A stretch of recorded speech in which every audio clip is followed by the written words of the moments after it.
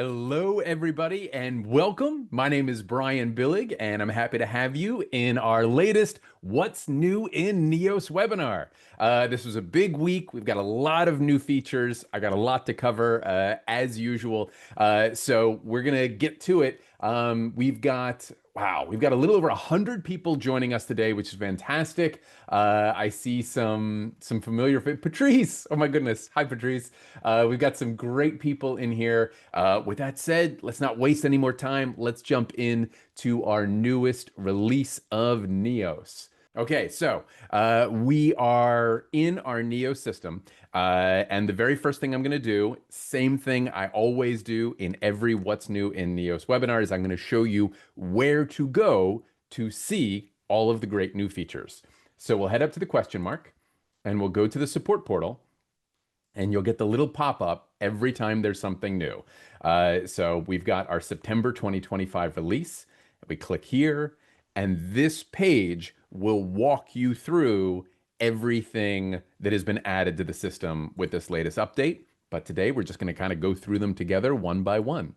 So we'll start at the top with a new setup, new feature for automations. Now, we've had some automations in Neos for a little while, but they've kind of been tucked under checklist. This release has been a massive expansion of that functionality. So let's come back over to our Neo system, and we're going to go to settings, and there is a whole new automations tile. Now, a lot of our attendees for this webinar are my Neos administrators because I love you guys because you always want to know what the latest and greatest is. This is an administrator function. Your average users, your frontline troops, they can absolutely take advantage of this. But when it comes to anything on this settings screen, especially the user-defined section, this is up to the Neos administrators to set up. So let's go ahead and click automations, and you will get a list of all your current automations. I don't have many here yet. I wanted to keep it nice and clean so I can show you guys kind of how this works. When I say automation, basically what that means is you have the ability to build into Neos a scenario where if this happens, then I want that to occur automatically. So if then, and you can set up an infinite number of these. So I've got a couple of here to automatically send a welcome email and some explainers, but let's go ahead and just create a new one from scratch, and I'll show you how it works. So we're going to add an automation. And the first thing you want to do is name it. We're going to build a negotiation phase explainer email automation. So the trigger, remember I said if then, the trigger is the if. And you've got a couple of options here, more than you've had before. You may be tempted to click this drop down over here. Don't. It's hiding over here. It's in the top right corner. These are your options. So your trigger can be if a checklist item status is changed, if a class code is changed, when a checklist task is added, and when an intake status is changed. So you got a variety of triggers, and we're just getting started with this area. So I expect this to expand, but this is what we have today. And I'm going to, for our example, we're going to talk about class code. So when a class code is changed, but it's not just is it changed in general, specifically what are the circumstances that we are looking for here. So we pick our class code, and since we're focused on negotiation phase, we're going to say when the class code is changed to negotiation in a particular case type, because you can build out automations, different automations for different case types. I'm going to leave this with any. So that's our trigger. That's our if. When the class code of any case type is changed to negotiation, then I want Neos to, and you add an additional action, and you've got a variety of options here. You can change the intake status if it's an intake. You can send a text message. You can add a note to the case or intake. You can send an email, or you can add an auxiliary checklist. I'm going to send an email, but we're going to pause here for a moment. I'm going to go back to settings, and I'm going to show you one other thing you should be aware of for building out communications like this. You have the ability to build templates. And I know, Bryan, I know I build templates all the time. I have lots of document templates. but you have the ability to build document templates. You also have the ability to build email templates and text message templates. So if you haven't messed with this stuff, it's fantastic. It's a great way to come in for your classic communications that you're sending out on a regular basis and build templates that your staff can use just like they do Word templates. So I have already built a negotiation phase explainer email. All it says is this is how the negotiation phase will work. But the concept of this automation is that as the case is moving through your firm, as it starts as like an intake, and then it moves into investigation and then negotiation and hopefully settlement phases, what we can do is we can trigger these automations, these automatic emails to go out to the client so that they feel engaged. So you can put whatever you want in this email that says, hey, we're moving into the negotiation phase. This is, how that works. This is what you should expect from us. This is our expectations for you. And, if you really want to get fancy, you can include, photo or video content from the managing partner attorney to really kind of make it special. And then the client feels very, included and taken care of. Okay. So this is the template. Let's go back to our automation here. So when the class code is changed to negotiation, we want to send an email. We're going to send the negotiation phase explainer email. And then you've got some options. Who's it going to go to? We're going to send it to the first party, our client in the case. And you can add multiple people. You can send it to the primary staff. You can add a custom value if you want. Who do you want it to come from? And you've got a couple of options here. You can manually select a specific staff member if that's what you want. Or if you choose roles, you can say the primary staff on this case or the triggering staff, which means the person who did the if task that triggered the automation. So if I'm the one who changed the class code to negotiation, then that email would come from me if I'm the triggering staff. We'll go with the primary staff because we want all of the communication for this case to come from the primary person on the case. And then you can put in a subject if you want. Negotiation phase. And then we will click save. That's it. All done. That easy. That automation is now in my list of automations. Negotiation phase explainer email. So if I come to a case and I go to the case tab, and this case is currently in investigation, and we are going to go ahead and move it to negotiation and click save. Automatically, that email is going to be generated. The content from my template is going to be put into that email. It is going to be sent to the client on this case, so they are automatically updated. And there's my email. So, boom. I was the primary person on this case, so it came from me. It happened to go to me. But that is just one example of an automation. You can get very creative with this. With all of the different triggers that you have available to you, with all of the different actions, you can really get fancy and kind of basically have Neos become a ghost member of your staff and handle a lot of things that currently have to be handled manually. So I really look forward to seeing how you guys get creative with these automations. Definitely check it out. All right. So that is our first feature for automations. Oh, you know what? Let me call out one more thing. For the automations that are triggered by checklist items, you can actually see them in the checklist too. So if I have, A80 is triggering an automation, I can see it here in the checklist pane, or I could come here and add an automation and build an automation off of this checklist item. So every time this checklist item is marked as done, then I want Neos to go do this other task for me. So if there was one here, you would see it. And if there's not, you have the ability to build one. All right. Now let's go check out the next one. Intake questions as a tab on case. So for my Intake Pro folks, hopefully you've been building out these really cool dynamic intakes. For those of you that haven't or don't know, we have the ability in intakes to ask questions. And then based on the answer to the question, you can add additional content to the intake. The objective of that is so that not every intake is, 50 feet long or 40 pages long. Basically, it's intelligent. And as you're filling out the intake and you're answering these questions, more sections drop in as applicable. So, as an example, I've got a very simple intake here, and I've just got two questions. The questions can be drop downs, check boxes, text box. They can be all kinds of things. I just have two simple check boxes as a demonstration for you guys today. Were police on site? Why, yes, they were. And now a police section drops in. Did the incident cause a loss of wages? Yes, it did. You check that box and it drops in. So the new feature of this is not only am I getting all of the data from the additional fields that popped up, but in the case, once you move an intake to the case phase, you're actually getting the questions and their answers too. So this is the intake side, and I'm going to jump to a different case.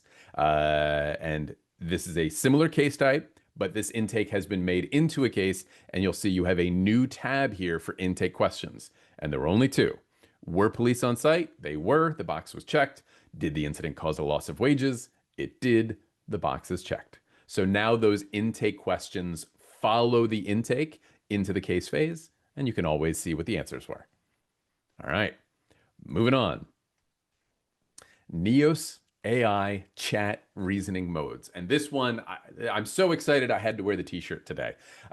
So as you guys know, every release, we get creative with NeosAI and the available AI tools, and we just continue to expand and expand and expand this functionality. And this is another big one. So real quick, the reason we're able to offer this stuff so fast is because Neos sits on top of the Microsoft framework, foundation. Azure and all of Microsoft's AI tools become instantly available to us. So they're designing this stuff for like their clients all over the world and everything that they're doing. And we're able to get it all on day one and kind of apply a legal lens to it to deliver it to you guys so that there's stuff that's really helpful for you there. So reasoning modes is basically how AI is interpreting your question and the type of results that it gives you. So if we go into our Franklin Nelson MVA case, and I'm going to go down to docs, I'm going to give you two examples here. I've shown you guys AI. If you haven't seen it, head over to the Learning Hub. There's so much there. But for today, I'm going to show you the two reasoning models. So first, we're going to start a chat with NeosAI and typical stuff. But you'll see a new drop down here at the bottom, broad scope and focused insight. So if you click it, it's going to give you an explanation of these two things. But the way I view it is broad scope is asking simpler, smaller questions, which can encapsulate a lot of information. So if you want just like a case summary, just tell me everything about this case, in a paragraph or two, broad scope is a great way to do it. Focused insight. You don't want to bring in quite as much content for focused insight because it's going to go really deep and it's going to think really hard about the answer that it's going to give you. So let's ask a broad scope question first. We'll bring in some documents here. So I've got two documents. I'm going to attach them to the chat, and then I'm going to say, what is the difference between these two documents? So NeosAI, like you've seen, is going to look at my question. It's going to look at the information that I provided to it, in this case, these two documents, and then give me a quick, succinct answer. The main difference between the two documents is that a third potential witness is left off one of the documents. Otherwise, everything else is identical. So, relatively simple, straightforward question, and a, quick, straightforward answer. Now, if I were to ask a focused insight question, and man, You guys are going to have some fun. You're going to get creative with this. What's going to happen is it's going to go much deeper and it's going to take a little bit longer. You can see that response was almost instantaneous, a focused insight question based on how much content you give it to look at and how big a question you ask could take a couple of minutes to get a response. So you can ask a variety of things. One of our favorite test ones over here was as opposing counsel, how would you defend against my case? So it'll look at your case details, and then come back with a strategy for the opposing counsel that you can then dive in and strategize yourself on how to protect your case against. Instead of making you guys sit here and wait, I already ran one this morning. And as you know, with NeosAI chat, you get something good, you save it to notes, and it just goes right into the notes. Oh, shoot, I forgot. I'll come back to that in a second. So this was my question, and it was a big one. Generate a projected settlement summary based on the available documents and case facts in Neos. So basically what I wanted it to do was take a look at the details of my case, the documents, the value entries, the case summary, all of these scenarios that I fed it, and it came back with actual numbers of what it thinks the settlement value of the case might be, and then gives me a rundown of why. I'm missing critical information, how that affects the valuation, scenario modeling. As you can see, this is a lot of content here. This is a very big question with a very big answer. Provisional settlement range summary by scenario. This is really powerful stuff. So definitely for our AI users, go give this a try. Yes, it takes a couple minutes based on the question. You are not trapped there. You can always shrink it down while it's thinking and go about your day and go do other things. One of the things I forgot to mention with automations is because the system sent an email, of course, it filed a copy of that email to notes. So when you have an automation triggering client communications, it's going to save it to the notes of the case as well. So just one more thing to be aware of. So that's the rundown on chat reasoning models. Most of your questions will probably fall in the broad scope. I would save the focused insight for the big stuff. But we also have the ability to make changes to the recommended prompts. So if you noticed when I was in the case and I had the chatbot open, I have suggestions here. So these are the suggested prompts. These are prompts that my firm has built for me. So projected settlement summary, that's a big question. It was very specific. Let's go actually take a look at it right now. So this was the whole prompt. So somebody worked hard to put this entire prompt together, but then you can say, where do I want this suggestion to show up? Do I want it to show up only in broad scope? Do I want it to show up only in focused insight, or can it show up in either? So this is not changing which reasoning model this prompt is using. It's changing which list of suggestions it shows up in. So you can see all of our available prompts here. All of the prompts that you've built so far, if you've already done this, they will be broad scope prompts because that's what you've always been using. But now you have the ability to go in and create specific ones for focused insight or ones that are available under both scenarios. All right. Try that out. AI prompt writing is as much art as it is science. Try to ask a variety of questions, see what it comes back with. All right, let's keep rolling. Next on the list, new enhancements, QuickBooks Online integration. So our integration with QuickBooks, both desktop and online, is our biggest accounting integration. A lot of our users use QuickBooks. I'm not going to go through it with you guys today because I've got a lot to get to. And I know that this is mostly the focus for our accounting experts. But come check out this video. A member of our product team, Kasia, did an awesome job putting this together. It is also available up in the Learning Hub. So if you want to see all of the cool enhancements to the QuickBooks Online integration, definitely go check that out. Dynamic layouts. Improvements have been made in a variety of ways just to make them easier to use, easier to manage. So I'm going to go back to this case here real quick, and I just did a very small example. So this is our case tab. If you have AI, definitely use the executive case summary. It's so, so cool. You get a summary of the whole case, click of a button. But that was the last release. We're on to the next one. So at the bottom, I have some dynamic forms here. So you only see examinations because I have one examination, but under the examination, I entered two treatments. So the first change is this little caret that allows you to see what's nested under the first dynamic layout without having to go all the way in and then all the way in and then all the way in and then back and back and back. You just click the drop down and you can see everything. We've also added the bulk options. So you have check boxes and you can edit multiple things in multiple dynamic layouts all at once. So if you have a whole bunch of them and you need to make a fast change, like a date or something like that, to all of them at once, you have these checkboxes and the ability to see sort of the parent-child with just a click. All right, let's keep going.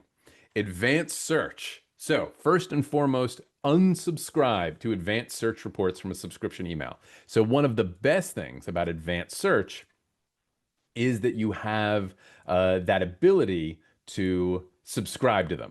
So this is a subscription. It says, hey, I want you to send this report to my email every week, Wednesday at 11:30 a.m. It's usually closer to like Friday at 4, but I needed one today. So sometimes people get a little carried away in setting up subscriptions, especially if they set them up for other people. And then those folks have to come and hunt for the proper report and the proper subscription to remove it. So as you can see, that was triggered this morning. This is the email. So this is my subscription. I can click here to open up that report. But now we've got an unsubscribe button right in the subscription emails. So if you don't want to receive that anymore, you get the email, one click, subscription removed successfully, and you are ready to rock. All right. Although I love the subscriptions, so you should definitely sign up for subscriptions if you're going to use them. Next up on advanced search, dashboard viewing permissions realigned with advanced search permissions. So basically, we set it up so that if you have the ability to see something in advanced search, you can see it in your dashboard. If you don't, then you don't.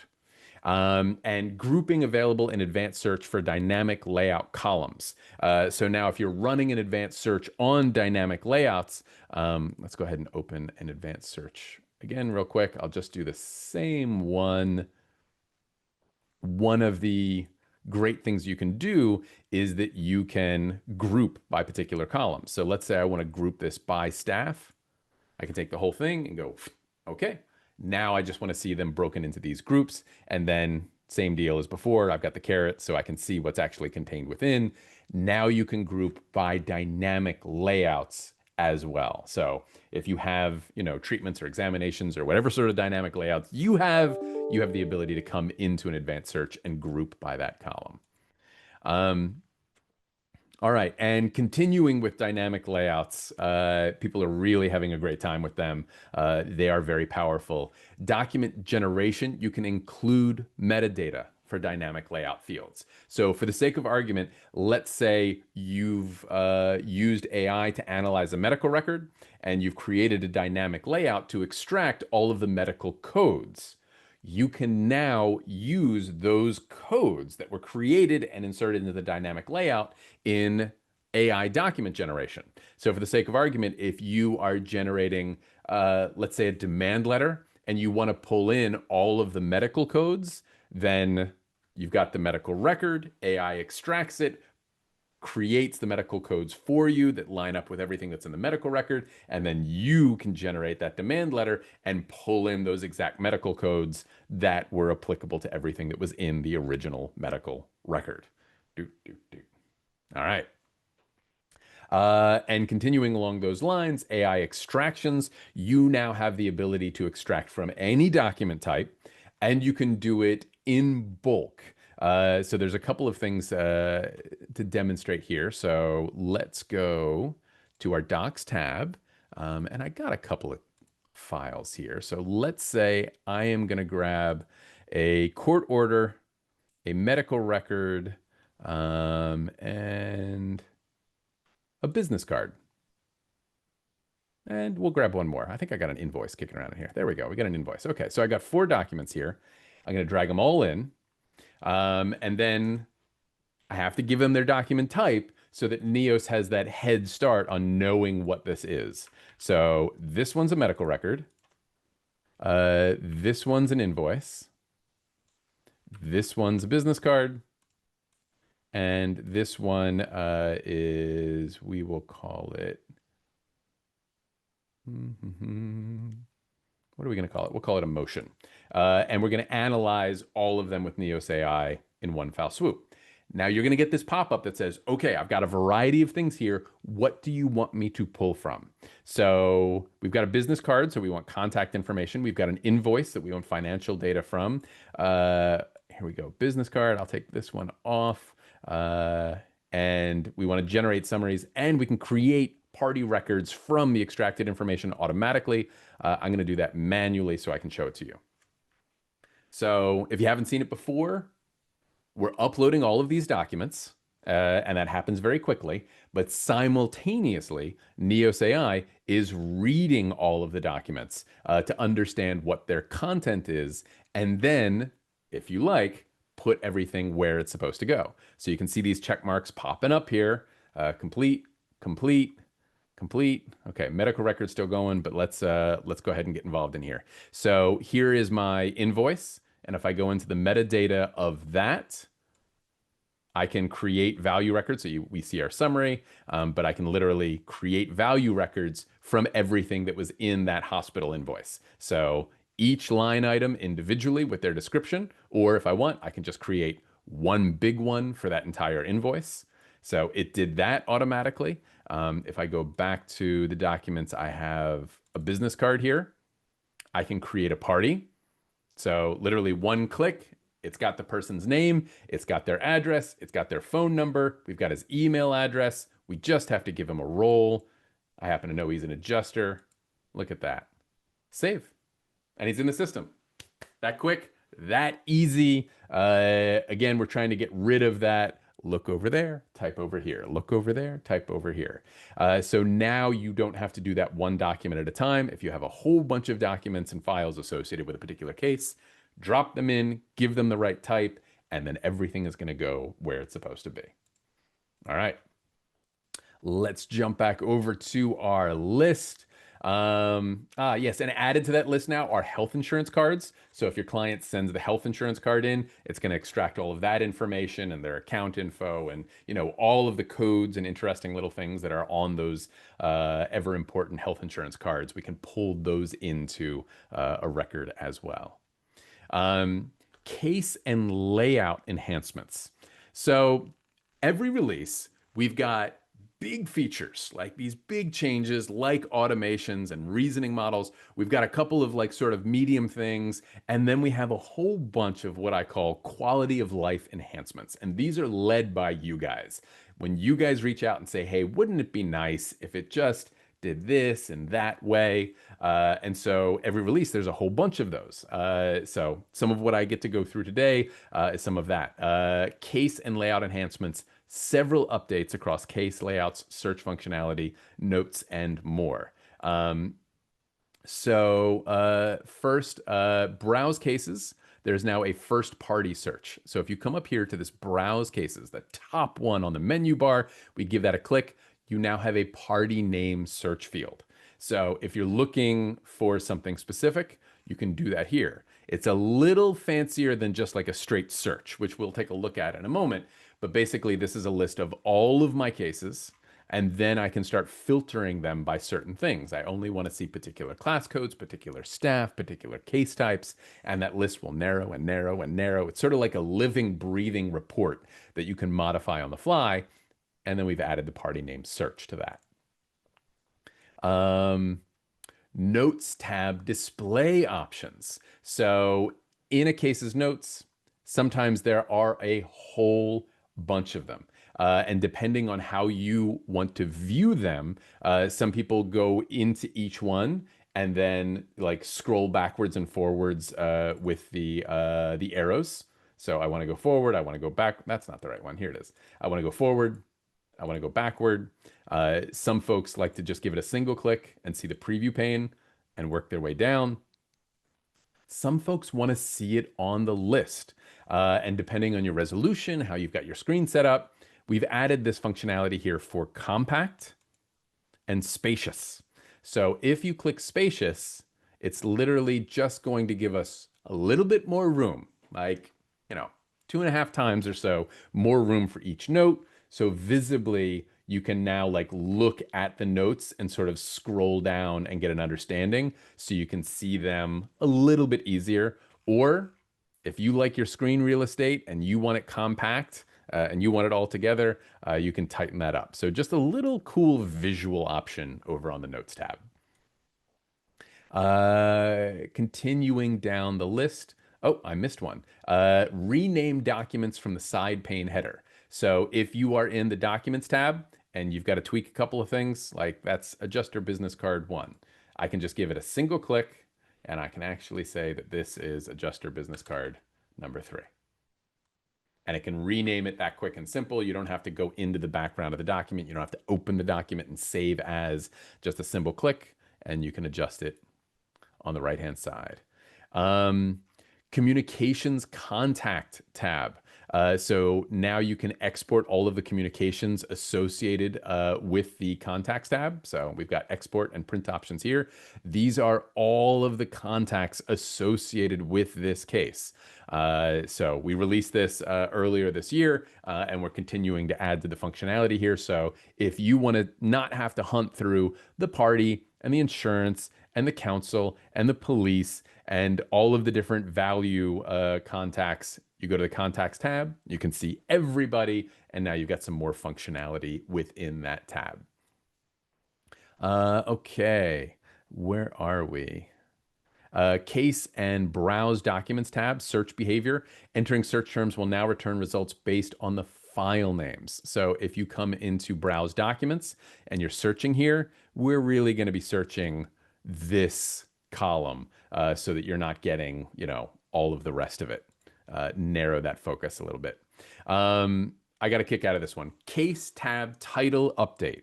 Case tab titles are now limited to 40 characters. And that seemed to make sense to me until I came and got ready for today's demo and I needed to create a case name longer than that. So some of y'all have some long case names. So I created Mr. Darrington Greenbergdom III Esquire. So as you can see in his example here, that's as long as a case name could be because apparently people had really long case names and it was taking up a lot of space. So now this is what 40 characters look like. It's a lot of space, but if we hover, it's going to give me the whole thing.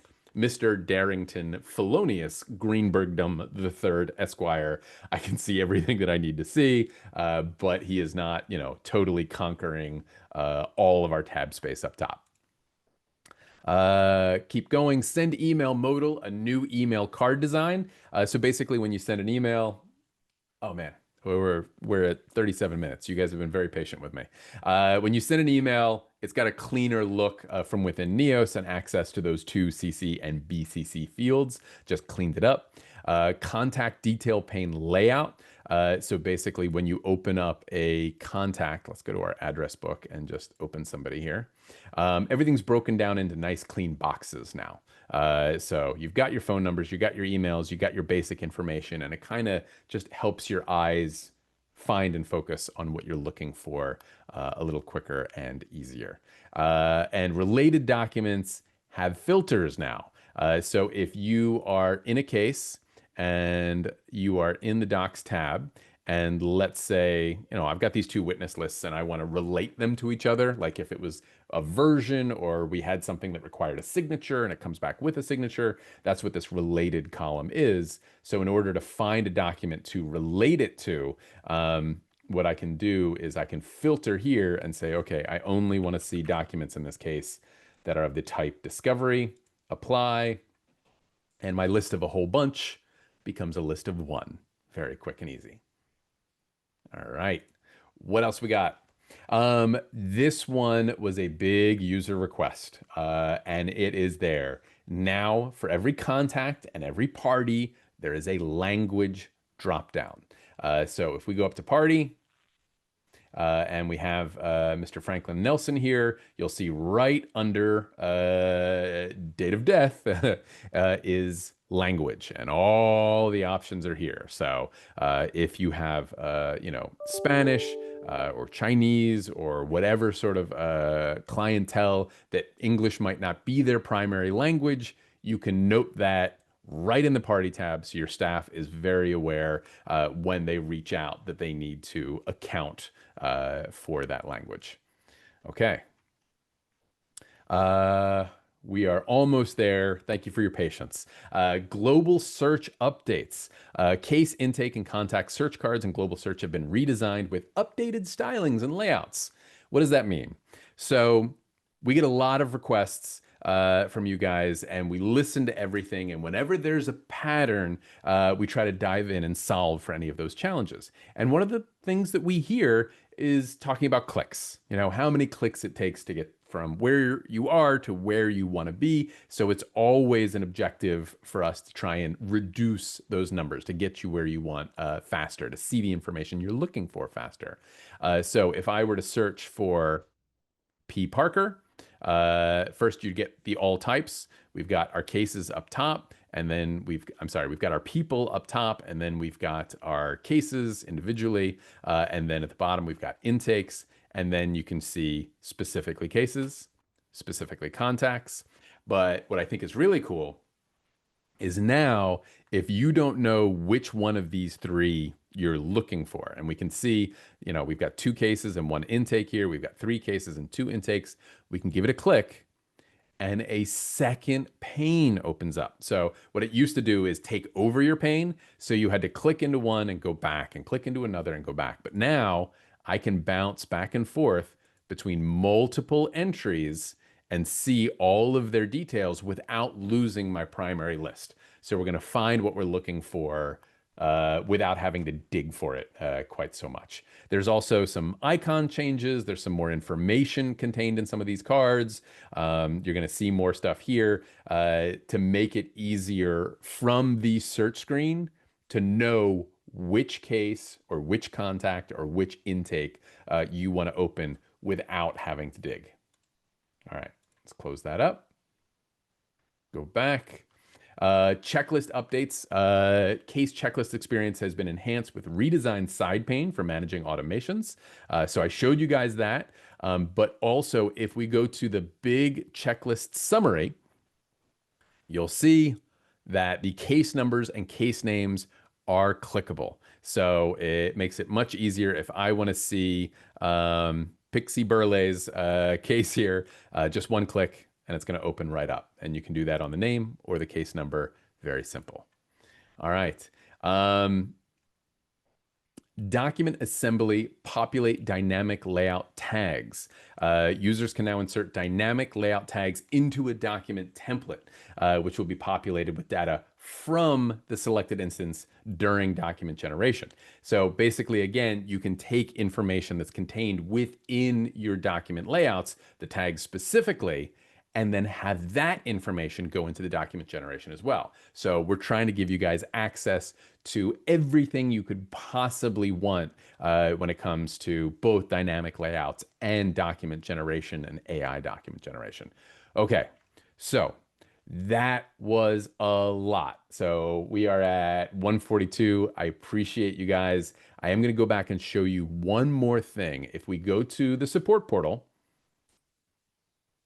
and we've got the September release. You can also come down and see all of this information here, including the change log, which is the more technical breakdown of everything that's happened within Neos. It's exhaustive. There's always a lot in every release. I recommend everybody check out the knowledge base. Our knowledge base administrator, Lauren, does a great job creating articles for everything that I've shown you today. The Learning Hub also has videos on these areas, automations, reasoning models, the QuickBooks Online integration. And if you want, sign up for some classes in Neos University, get yourself certified, get that badge for your LinkedIn page. It's all there. It's all available to you. It is all completely free. So everything on the service portal is there for your assistance. I'm going to call it there because I know I'm way over time. You guys have been amazing. Thank you, thank you, thank you for being on this Neos journey with us. I really appreciate it. Good luck with the rest of your week. If you need anything, please don't hesitate to reach out. Me, my team, everybody, we're always here to help. All right, we'll leave it there. Thank you so much for your time. Have a good day.